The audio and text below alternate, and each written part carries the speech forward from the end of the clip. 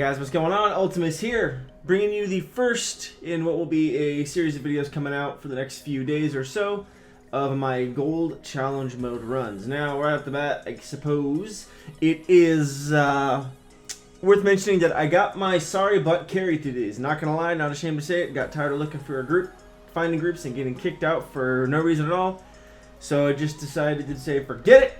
Luckily, these guys were kind enough to carry me through. But I was doing my best to pull my weight, and so I figured I would share the videos with you going over our strategies that we use. Everybody's fully buffed up. As you can see, our composition is a Blood, Death Knight, which are the go-to best in slot tanks for challenge modes. We have a Resto Druid who would occasionally swap to Boomy or go DPS spec on his Resto spec so he could do a little extra damage. We have an Enhancement Shaman for that AoE burst, a Hunter, and myself. So really what's going to make the difference, make or break challenge mode runs is AoE. You're going to do massive pulls and you're just going to do a ton of damage. So we're right off the bat here, flying through. This is one of the longer windows we have for challenge mode, 22 minutes to finish this one. So as you can see, we've got all of this first mob pulled up here. We're just going crazy. I've popped cooldowns, Blade Storm is going, just trying to get as much of the DPS out there. Cleave damage, cleave damage, cleave damage. A couple of these guys have a particular trinket that the name escapes me. I might have to put it in the description below, but it is a trinket that pops those spinners you see that basically allows a lot of them to do basically blade storms off their trinkets. It's quite nice, quite nice. Almost died there. The funny thing about challenge modes actually is dying isn't typically a bad thing, and there's a couple times here you'll see where we actually intentionally die because we want to reset the debuff or the cooldown on heroism. So that's a legitimate strategy and something you might want to look out for when you're going into challenge modes if you're looking for a group. I've taken interrupt off my bar because there are specific things that we want or don't want to interrupt, and they're basically like, yeah, don't even worry about interrupting stuff on this first run. So I said, alright, I'll just smack stuff upside the head, not a problem. Definitely don't PvE that much, so I'm a little out of my comfort zone, I'm not gonna lie, but again, my goal is to try to at least not be a burden, more or less. I definitely want to carry my weight and do my best, with time being such an important factor here. So again, as you can see, we're pulling these mobs all together here and just stacking them up. We've got the circle of healing there, trinkets have popped, and we're just going in. The tricky thing, unfortunately, right now is because I'm not really taking a whole lot of damage, which is, of course, a good thing.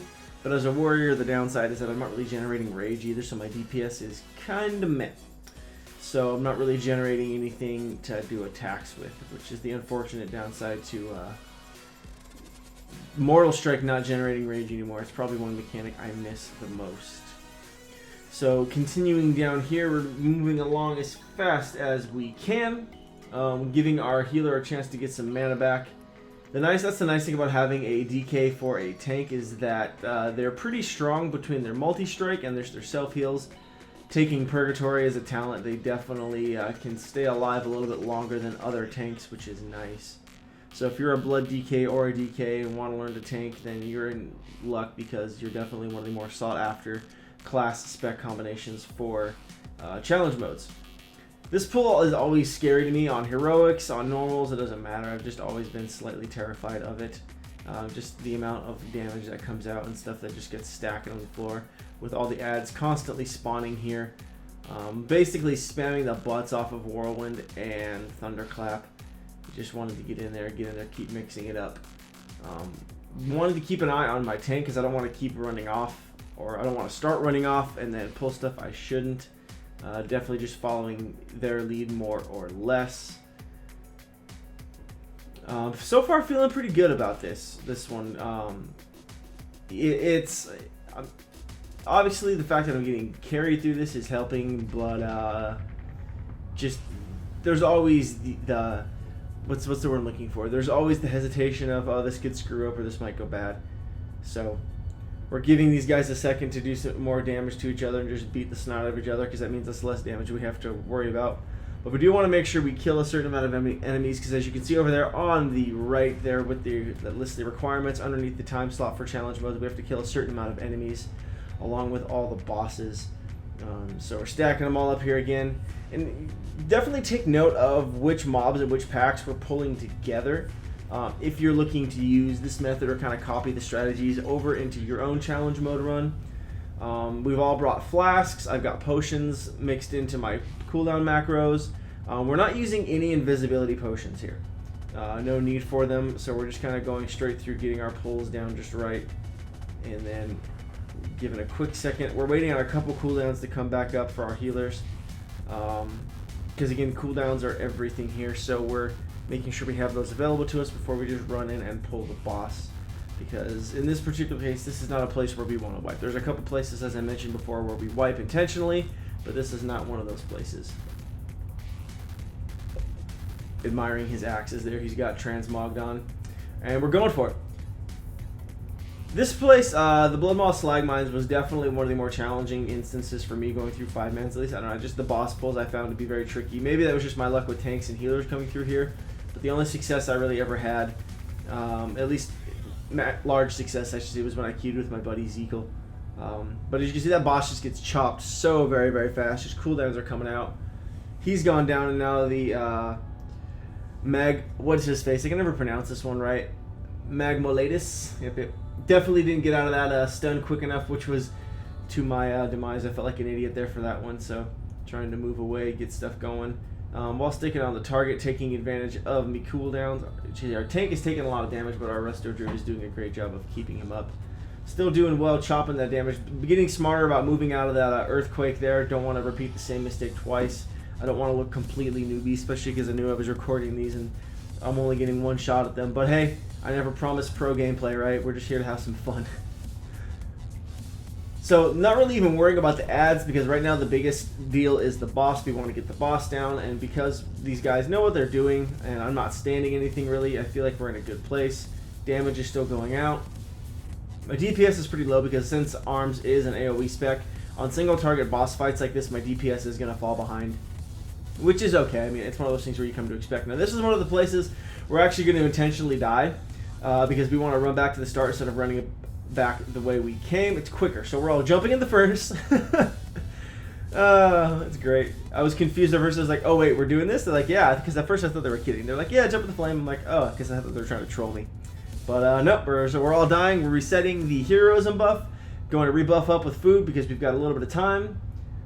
And I feel like running with this group is fun because it was a fun time. We were joking around with each other, and while we were pressed for time, because obviously we have 22 minutes to finish this, we weren't like go stressing out where people were making dumb mistakes and panicking. It's like they had this down, and that conveyed really well. So we took the forceful death, got a chance to rebuff ourselves, get back in the mix, and now we're going to the right at that fork in the entrance of the instance. So I guess that's something I should have mentioned at the start. We took that left fork, and now we're killing ourselves, restarting, and then we're going to hit up the right end of the fork. So now that we're all buffed up and good to go, Death Knight is here, Healer is here, we're just going for it. And this is one pull where we're going to try to run up as far as we can and pull these first couple mobs together. We want those first 2 packs all together, just to save us time, because we got cooldowns and we're just going for it. So here comes the AoE. I don't know why I haven't popped Bladestorm. There it is. Apparently I was a little enamored. So that's something definitely to challenge yourself and look out for if you're a healer going into challenge modes. Be ready for big pulls. That's the point. You're doing massive pulls and you're going to have to keep a ton of people up. As you can see, our healer went down there. Our composition here is really smart because we've got 2 battle reses, we've got a heroism, and we've got a whole plethora of bops and traps and everything from the hunter. So the composition is really good, I think, and even being here with Rally and Cry, I feel like I can actually somewhat contribute. Whether or not that's true or not, I don't know, but it makes me feel better, so I tell myself that. But having those battle reses is definitely a big deal. So druids are quite nice for the challenge modes, from what I have been able to gather. Every group that I've seen running at least has been running with a druid. That's not to say that other healers are up the creek without a paddle, but just between the battle res on him and the DK, it's like you're setting yourself for more success. Pardon me, getting a little tongue-tied here. Slowing down a little bit on the DPS here. This one, we got this last mob left, and again my DPS is just dragging right here because I'm not taking any damage, which again I'm okay with because it means I'm not dying, but again I don't feel like I'm contributing too much. I mean, at this point for me, I'm just happy I found a group and I'm in here getting stuff. I'm having the time of my life. We started these about 10 p.m. I think it was last Friday, Saturday, something like that. I don't remember. And then we finished up with all 8 of the dungeons at about 2 p.m. So after we finish that pack, we're pulling over to the right again, and we're going in here. We're going to take these guys out. Want to make sure we're sitting on top of that mage. Most damage is going to be coming out of him. Don't want to stand in the warder's smash effect, though. That would just be silly. Because at this point, I'm pretty much just following directions. Whatever they tell me to sit on, that's what I'm sitting on. I'm not really looking to show anybody up, or I'm not looking to prove my worth or make a name for myself in this. I just don't want to get in the way or make any dumb mistakes. I can't live with myself. I can't do it. I just can't do it. Decided to don my mop challenge mode gear in honor of the challenge modes here. Just figured it would be appropriate. So this is our last big mob pull before this next boss here. Still got 12 minutes to spare. Feeling pretty good about this one. Feeling pretty good about this one. And when I was doing some of the challenge modes in mop, there was a couple times when I got pretty close. Comparatively speaking to, actually, now that we've brought up mop challenge modes, I can definitely say that these are a lot more challenging than the mop challenge modes. When it came to the challenge modes in mop, we were doing a little bit of, not exploiting, but it was like, there were certain things that you'd use because you would just do little tricks and things like that that you could make it go faster, where these definitely seem more straightforward. You definitely want to have your stat priority on point. Definitely going to take practice and time just knowing, or at least a little bit of studying from YouTube videos and strategies and things like that, of just learning the pulls and learning what to pull together. But I mean, I'm having a lot more fun with these challenge modes, and I can say I had a lot more fun with these challenge modes than the ones in mop. That's not to say that the ones in mop were bad, but these ones around a little bit more challenging for sure, and so a little bit more entertaining, I think. Now that we've got all of our cooldowns again, as you can see, we're up pulling the boss, and people have brought along drums as well. You can pick up those haste drums that are able to help you out if your shaman's heroism is on cooldown. So because when we die, we reset the cooldown, or the debuff I should say, but the cooldown on the initial spell itself still persists. So if someone in your party has those drums, that can help out a lot. Big deal. And as you can see, this boss, no problem at all. He's just going down, just getting chunked hard. Not even really worrying about the ads. They're getting cleaved down by default. Boss is just taking it in the face, getting wrecked. He's not worthy of that Cataclysmic Gladiator gear. Got 2 more bosses to go, 10 minutes to spare, 4 more enemies to kill. Not too bad at all, if I do say so myself. Just moving right along. And I'm getting a little hyped here, so I'm trying to remember, oh yeah, I shouldn't probably go in front of the tank just in case. But I'm definitely keeping up because I don't want to get left behind either. That wouldn't be good. Now at that point, you can see our tank is taunting our shaman there, I believe was his name. They called him Supadan.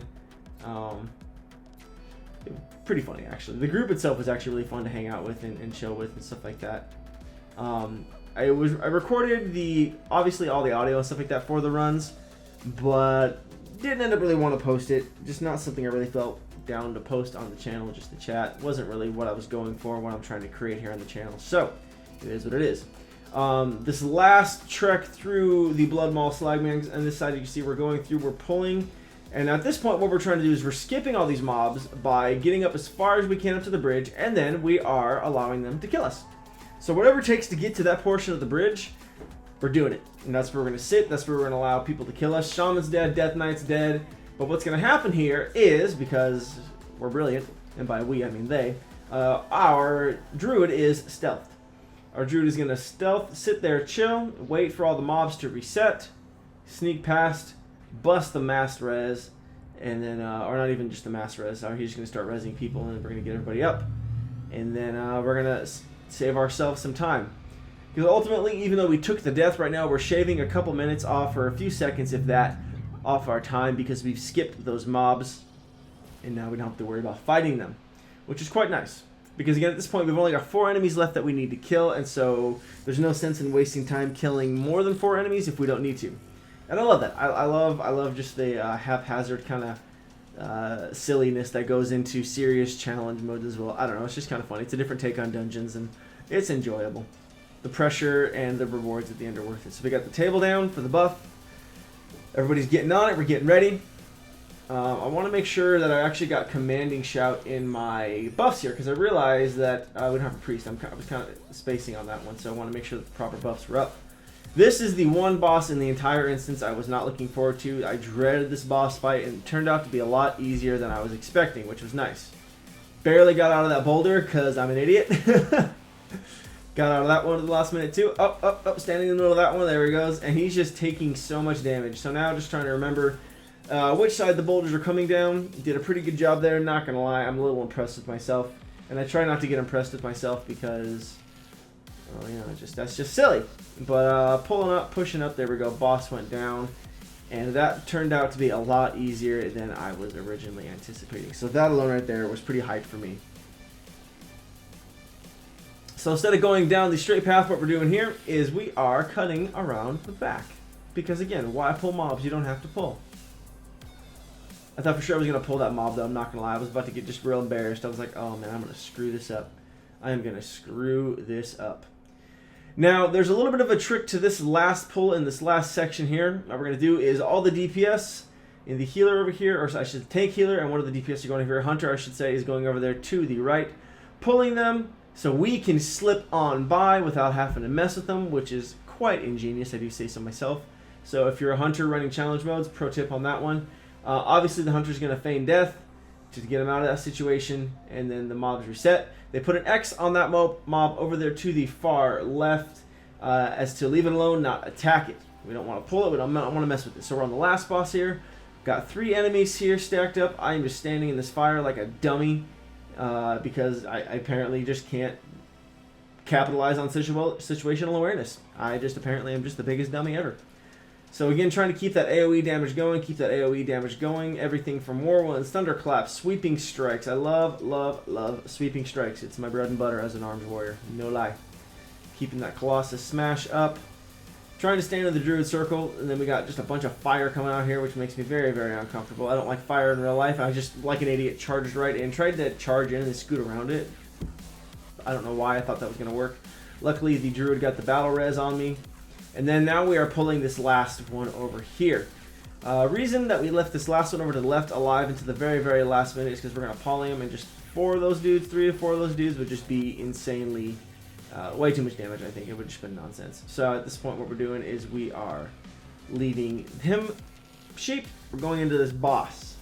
And as you can notice, too, we need one more enemy there at the end. So we're going to worry about the boss, make sure the boss gets down. We got 5 minutes to spare. This one is definitely a big deal, knowing where to position the boss, should I say, as a tank. Somehow this mob got released. I blame the Hunter. No, I'm just kidding.